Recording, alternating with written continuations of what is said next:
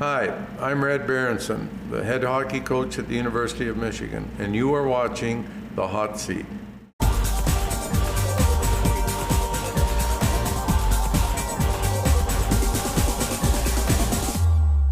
You were a player here before you were ever a coach at the University of Michigan.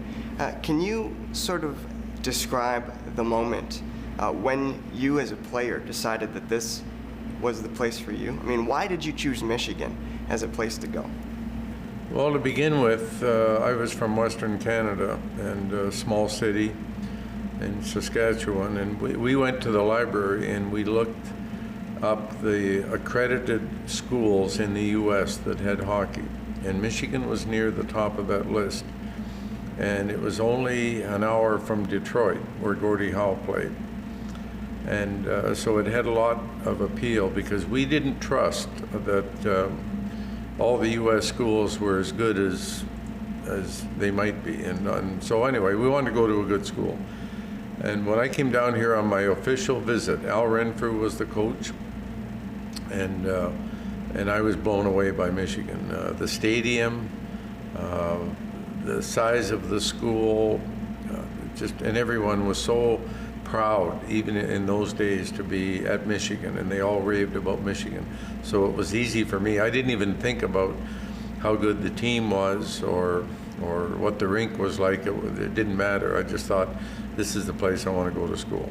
Did you ever imagine that you would come back here and be head coach one day?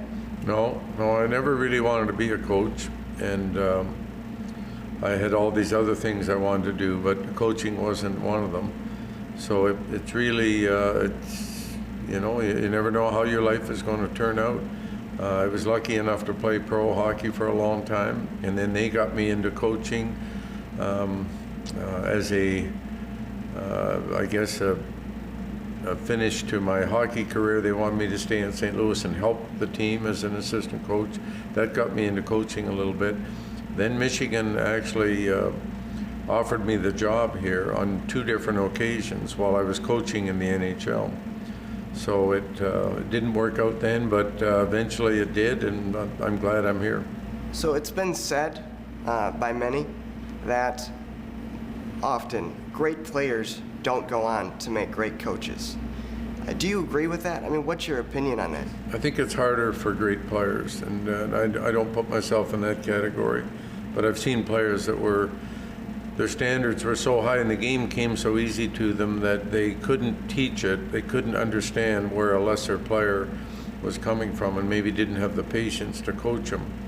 I've been all over the map. I think I've been on teams where I was probably the worst player. I've been on teams where I've been the best player. I know what it likes to sit on the bench or to not be dressed or to be a 4th-line player, and I know what it likes to be an important player on the team. So I've been fortunate in all those regards, and I played for a lot of great coaches.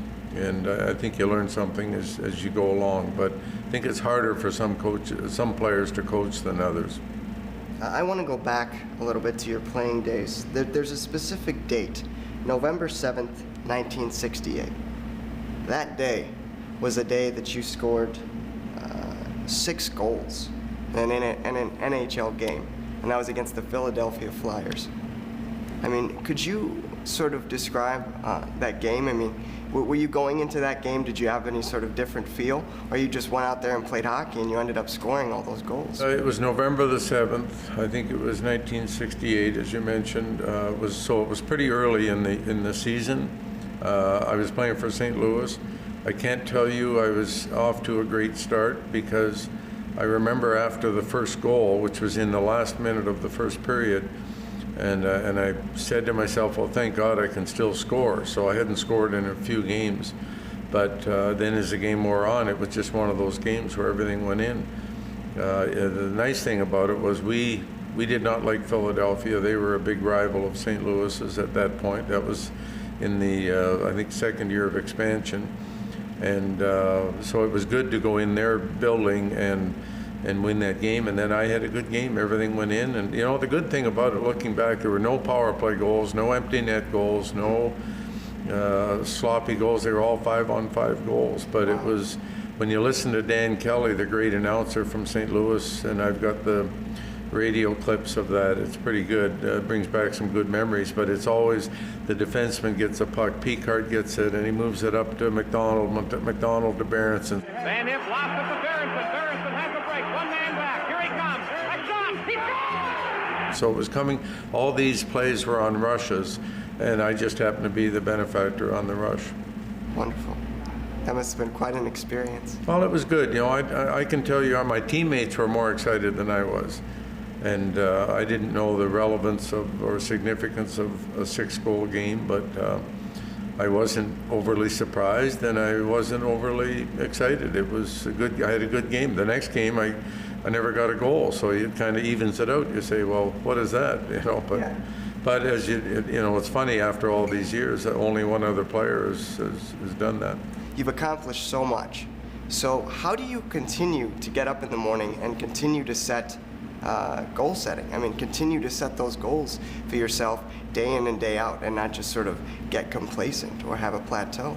You know, I'm not a big person to look back on things. I mean, I just want to do well, and I want our team to do well, and obviously at Michigan, our program, I want each individual kid to do well. So there's a lot of expectations that are built in. I guess they're just built in me. That's the way I am. And I'm not worried about what we did yesterday or last year or 10 years ago. I'm just worried about what we're going to do today and tomorrow. So I don't have time to look back. Do you think about hockey all the time? I mean, what do you do during the off season usually? Well, I have some good outlets. I enjoy I enjoy canoeing.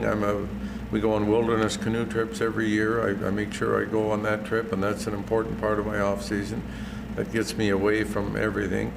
And I have a travel trailer, and my wife and I and my family, when they were here, we would travel in the summer in the off season. I keep track of the stock market and the financial world. I'm interested in that, having got my MBA from Michigan. And I'm interested in fitness and exercise. So I keep busy during the off season. So you have a birthday in December of 1939.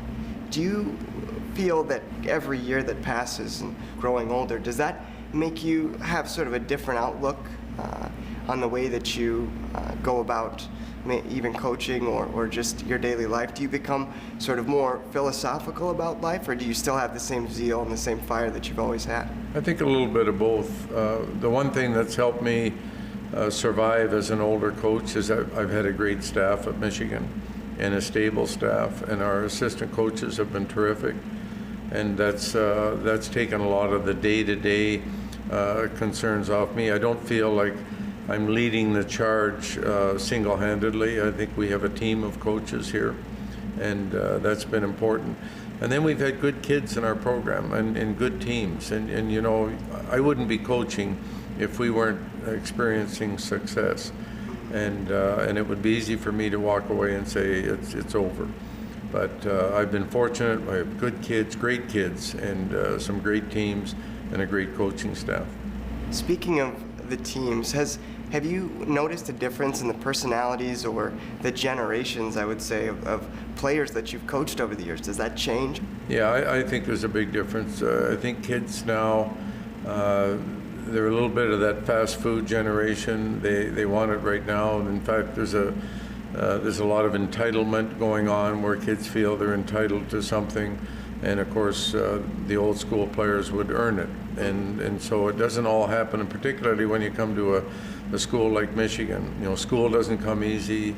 You have to work, you have to pay the price to do well in school, and the same thing with hockey. And so I have I have to explain to kids that we're not just going to hand it to you. We recruited you because we want you to come to Michigan and be successful, but now you've got to do it. I mean, this is just the start of a long journey. And so I think that's is a little different there. We've had kids leave early. More kids have left early in the last probably 10 or 15 years than they did the first 10 or 15 years. If you could describe hockey as a metaphor for life, how would you describe hockey? If you could use it as a metaphor for life, what would you say about that? Well, that's a good question. I mean, my philosophy on coaching and playing is to work hard and have fun. And now that's pretty simple, but Hockey is a game of anticipation and improvising. So you have to anticipate what's around the corner. And just like life, you think you're planning on, and you have to do a lot of planning in life, whether it's getting an education or training for a job or a career. And hockey is anticipation, but it's hard work and practice. And the more you work and the more you practice, the better you get, the better results you get, and so on. But there's going to be wins and losses. There's going to be times where you think you'll never win another game, and then you'll come back. There'll be times you think you'll never lose another game.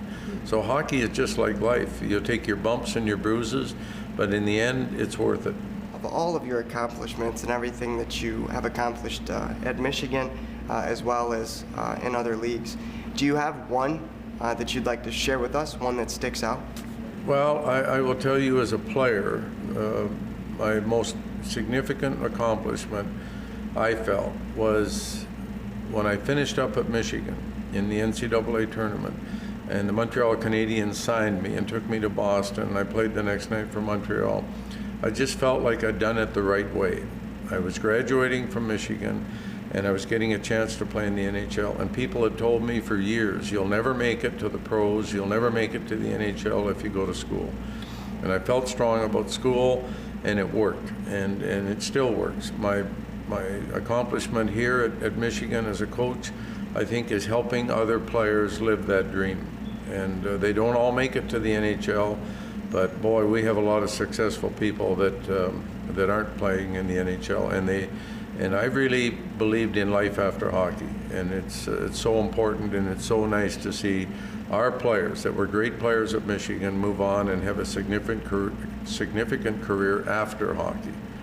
Are you reading any good books right now? Well, it's interesting. When I was a player, I read a lot. I read everything that Hemingway wrote. I read a lot of Michener's books.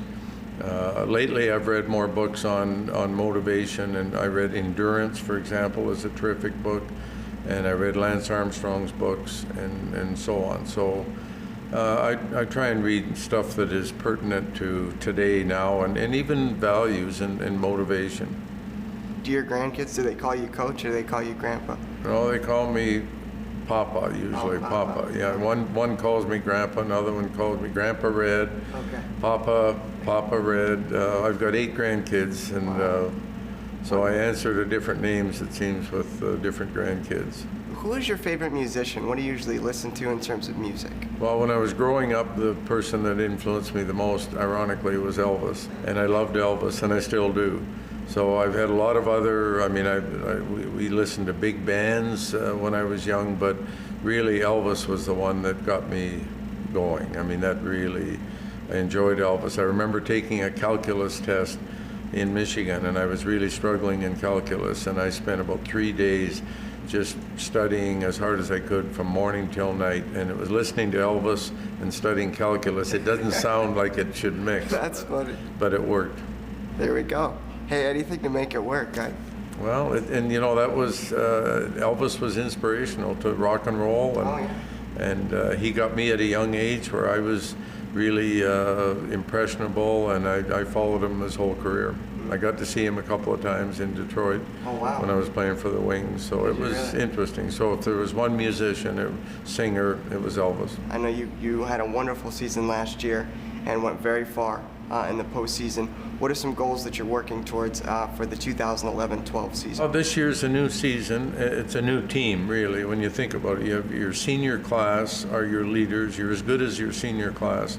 I think Luke Glendening and David Wahlberg and Greg Pattern and Sean Hunwick will lead this team, and they definitely want to get back to the Frozen Four. And now that's setting your sights high, but it all starts with your CCHA conference play. We want to do well in our league. We want to win our playoff championship. We want to get in the NCAA tournament. We want to win the regionals. We want to get to the Frozen Four. We want to get to the championship game. That concludes my questions. So is there anything that you want to highlight? Anything that you want viewers of this interview to know? Well, there's so much, so many great things have happened. And one of the highlights of my career at Michigan was being involved in the Big Chill. The Big Chill was an unbelievable experience for the fans. I mean, we had 113,000 fans at that game. Yeah. Our players will never forget it, and the coaches will never forget it. It was one of those magical experiences, and you start looking back and you see, quite a few of those, and it makes it worthwhile. But I think there are a lot of great people at Michigan, a lot of great coaches, a lot of great athletes, and that's why this is a great place to be. It's because of the people. It's not just the bricks and the mortar, it's the people. This is the only school I would have ever coached at. I was not looking for a college coaching job. Right. It was Michigan. That was it. That's where I went to school. That's where my memories were. That's where my pride was. I could not coach at another school. It's just the way I am. So I'm not just a hockey coach. I'm a Michigan hockey coach. And that was the interview with University of Michigan head hockey coach Red Berenson. I'm Zach Damon. We'll see you next time.